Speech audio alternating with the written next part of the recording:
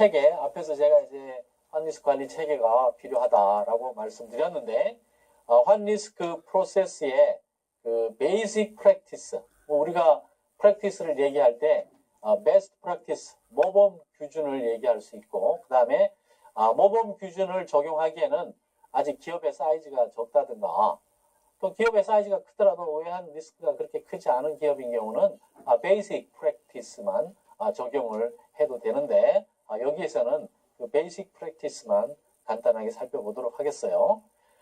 우선 그 환 리스크를 파악하고 이것을 이제 계량화 하는 것이 중요합니다. 측정하지 못하는 리스크는 관리할 수 없다라는 그런 말이 있어요. 그래서 그 FX 리스크 분석을 해야만 하고요.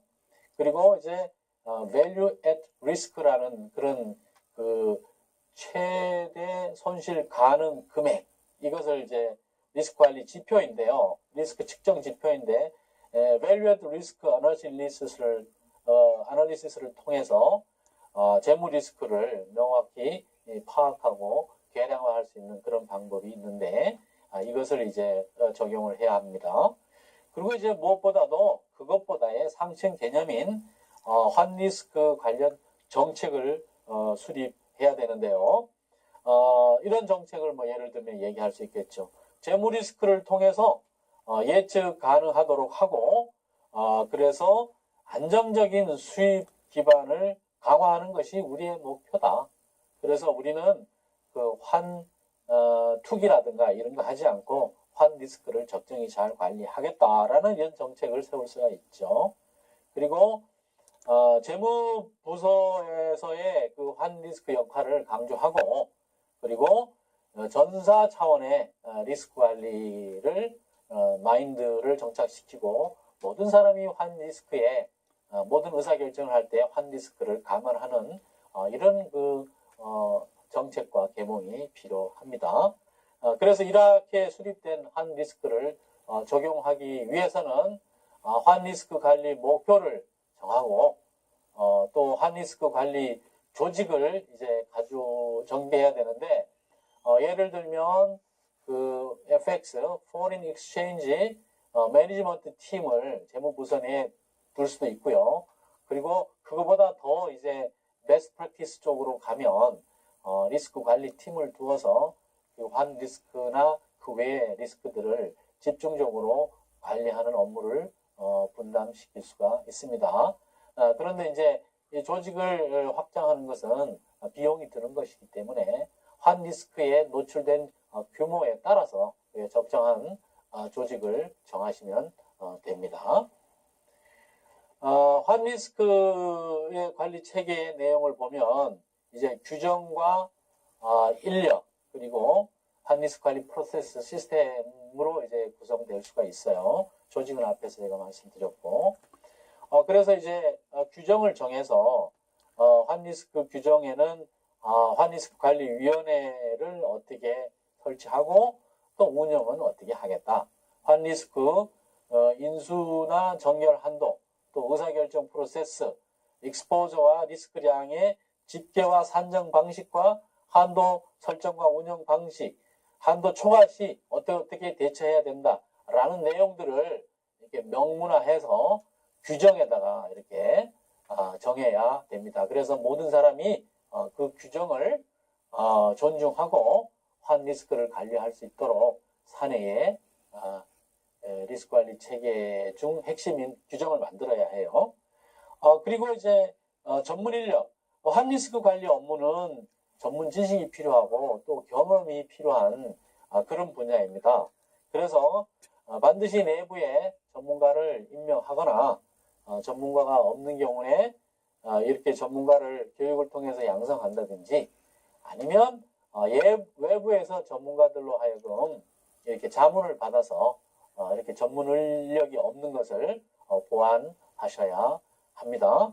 자, 우리가 기코 사태라는 것을 경험했듯이 전문가가 없으면 그런 어리석은 의사결정을 해서 기업의 존폐에 영향을 미치는 그런 잘못된 리스크 테이킹을 할 수가 있는 거예요. 그리고 이제 프로세스는 환리스크 관련한 의사결정을 어떻게 해야 한다라는 그 환리스크 관리 프로세스를 명문화해서 그대로 이렇게 진행을 해야 됩니다. 자, 그리고 이제 시스템인데요. 이 모든 작업을 뭐 초기에 아주 규모가 적을 경우는 이렇게 수작업으로 할 수도 있어요. 그렇지만 이게 규모가 점점 방대해지면 이것을 이제 외환 관련 그 캐시플로우의 흐름을 정확히 집계하고 그리고 또 리스크량을 변동성을 감안한 리스크량을 계산해서 거의 실시간으로 한도 관리를 하게 하는 그런 시스템이 필요해요. 그 시스템은 뭐 간단할 수도 있고 이게 규모가 클 경우는 상당히 복잡할 수도 있는데 이런 시스템은 이제 시중에 많이 나와 있습니다. 그리고 이제 리스크 관리 체계에서 우리가 환리스크와 관리한 정책에 대한 사례를 이렇게 볼 수 있는데요. 예를 들면 그 A라는 자동차 다국적 기업이 있다고 합시다. 이곳은 이제 여러 곳에서 생산을 하고 또 여러 나라에서 판매 활동을 하기 때문에 환 리스크가 매우 큰데, 자, 이곳은 이제 환 정책을 어떻게 가져가냐 하면 환율 하락 리스크를 절대적으로 방어한다는 그런 원칙을 가지고, 그래서 환율 변동에 따라서 경상 이익이 변동하는 이런 변동폭을 최소화하는 정책을 쓰고, 이렇게 우연의 환차익 기회를 맡기는 이런 것들은 포기해서 환차선 리스크를 회피합니다. 그리고 일정한 그 허용 한도를 초과하는 그 이상의 환 리스크 익스포저에 대해서는 해치 수단을 통해서 100% 이렇게 없애버리는 그런 정책을 쓰는 것이 A 자동차의 최고 경영경이 정한 환 리스크 관련 정책이라고 볼 수가 있어요. 또 여기 종합상사에 있는 비종합상사의 경우를 보면 종합상사도 이제 해외 오퍼레이션이 매우 크잖아요. 그래서 이쪽에서는 환 리스크를 이렇게 적극적으로 관리하는 그리고 전문가들도 있어가지고 환율 변동을 기회 요인으로 봐서 환 차익을 극대화하는 정책을 쓸 수도 있습니다. 그래서 환차선 발생 리스크를 적극적으로 수용하고 환차익 발생 기회를 유지하고 익스포저를 투기적으로 오픈해서 확대하는 그런 정책을 쓸 수도 있습니다.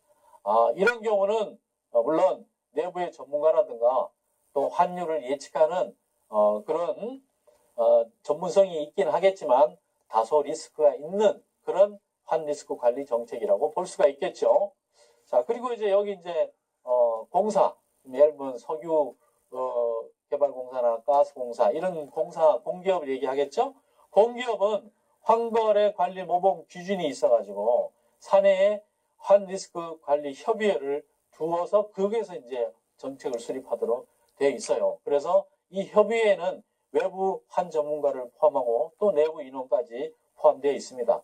그래서 연간 외환 손실 한도, 또 바한도, 스트레스 손실 한도를 협의회에서 결정하고 그것을 적극적으로 지키는 그런 방법을 쓰고 있죠.